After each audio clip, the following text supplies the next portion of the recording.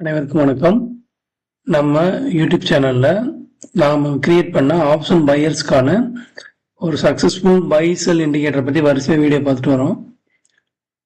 நம்ம இந்த வீடியோவில் ஒரு ட்ரெண்டுக்கு ஆப்போசிட்ல நம்ம போய் ட்ரேட் பண்ணா நம்ம இண்டிகேட்டர் எப்படி பிஹேவ் ஆகுது அப்படின்றத நம்ம பார்க்க போறோம். பாருங்க, சென்செக்ஸ் அப் ட்ரெண்டு, நிஃப்டியும் அப் ட்ரெண்டு, பேங்க் நிஃப்டி எல்லாமே அப் ட்ரெண்டு. அப்ப புட் சைடு, அதாவது இதுக்கு ஆப்போசிட்ல போய் நம்ம வாங்கணும், சப்போஸ் நம்ம என்டர் ஆகணும் அப்படின்னா நம்மளுக்கு என்ன எது மாதிரியான ப்ராப்ளம் வரும், நம்ம இண்டிகேட்டர் அதை எப்படி பிஹேவ் பண்ணுது அப்படின்றத நம்ம பார்க்கலாம். எந்த ஸ்ட்ரைக் வேணா யூஸ் பண்ணிக்கலாம். நம்ம ஆப்ஷன் பையர்னால நீங்க ஒரு இந்த மணியை யூஸ் பண்றது நான் ரெக்கமெண்ட் பண்ணிக்கிறேன். சரிங்களா? ஆல்ரெடி ஓப்பன் பண்ணியிருக்கேன். இன்னைக்கு புட் சைடு நான் ஓப்பன் பண்ணியிருக்கேன்.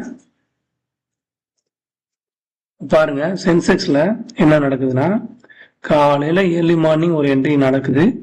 சரியா? நான் ஏர்லி மார்னிங் இல்லை, இது நேற்று நடந்தது, 3:21 நடந்தது. சரியா? அப்ப என்ட்ரியே இல்லை. இன்னைக்கு சென்செக்ஸ்ல என்ட்ரியே கிடையாது. சரியா?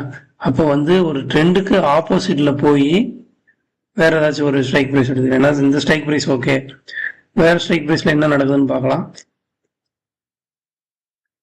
இங்கேயும் பார்த்தீங்கன்னா எந்த ஒரு என்ட்ரியும் இல்லை. மார்னிங் வந்திருக்கு, ஆனால் மார்னிங் என்னோட ரூல் 9:30 வரைக்கும் நம்ம ட்ரேட் பண்ணக்கூடாதுன்னு தான் ரூலு. சரிங்களா? 9:30க்கு அப்புறம் தான் நம்ம என்டர் ஆகணும். இதை நீங்கள் இது பெரிய லாஸ் கிடையாது, 40 பாயிண்ட் போச்சு. ஆனால் as per our rule first candle நம்ம என்டர் ஆகக்கூடாது. ஃபர்ஸ்ட் கேண்டில் எந்த ஒரு டெக்னிக்கும் நம்ம எந்த ட்ரேடருமே ரெக்கமெண்ட் பண்ண மாட்டாங்க. மீதியெல்லாம் பாருங்க, வேற என்ட்ரியே வரல. சரியா?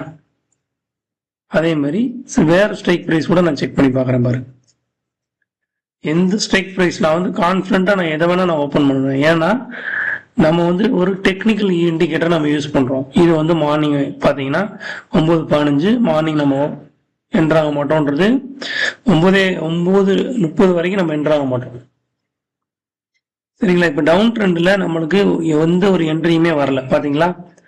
அதே தான் சென்சஸ் பேங்க் நிஃப்டி ஒரே ஒரு என்ட்ரி வந்திருக்கு, 37 பாயிண்ட் லாஸ். சரிங்களா? 37 பாயிண்ட் லாஸ்.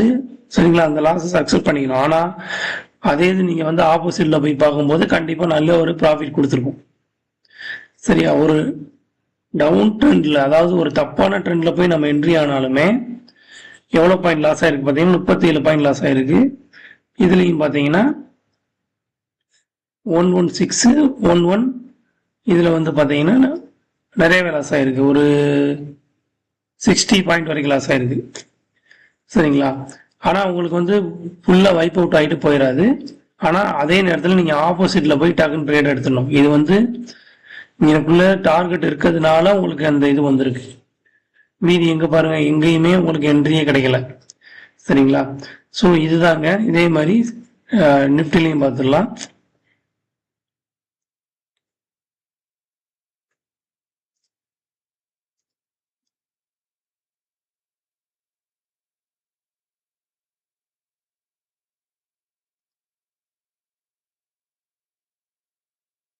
இது பார்த்தீங்கன்னா கால் சைடு ஓப்பன் பண்ணிட்டேன்.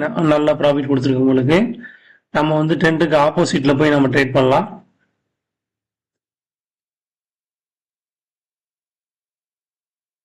ஸோ சென்செக்ஸ்ல உங்களுக்கு லாஸ் கிடையாது. பேங்க் நிஃப்டில மட்டும் 40-50 பாயிண்ட் லாஸஸ் ஆச்சு. அது ஹியூஜ் ஃபால் அந்த இடத்துல நடந்ததுனால. இப்போ நிஃப்டியில பாருங்க, எந்த ஒரு லாஸும் கிடையாது. ஸோ அதான் நான் என்ன சொல்ல வரேன்னா, சென்செக்ஸ் நிஃப்டியில எந்த லாஸும் கிடையாது. பேங்க் நிஃப்டியில கொஞ்சம் லாஸ் இருந்திருக்கு. சரிங்களா? ஒரு 60-70 பாயிண்ட் லாஸ் இருந்திருக்கு. ஆனா அதை நீங்க இங்க எடுத்துடலாம். வேற இடத்துல நம்ம அதை விட அதிகமாகவே நம்மளால கால் சைடு எடுக்க முடியும். சரிங்களா?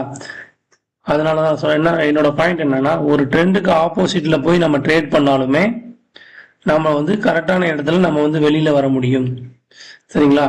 கம்ப்ளீட் டே அந்த மறுபடியும் என்ட்ரி எக்ஸிட் அப்படின்ற ஒரு ஃபால்ஸ் சிக்னல் நம்மளுக்கு கிடைக்கவே கிடைக்காது. சரிங்களா? ஏதோ ஒரு டைம் வந்திருக்கு, அது ரெக்கவரபிள் லாஸ் தான். ஒரு லாட் எடுத்தீங்கன்னா 50 × 30 5 15 1500 ரூபா தான் லாஸ் ஆயிருக்கும். சரிங்களா? நன்றிங்க.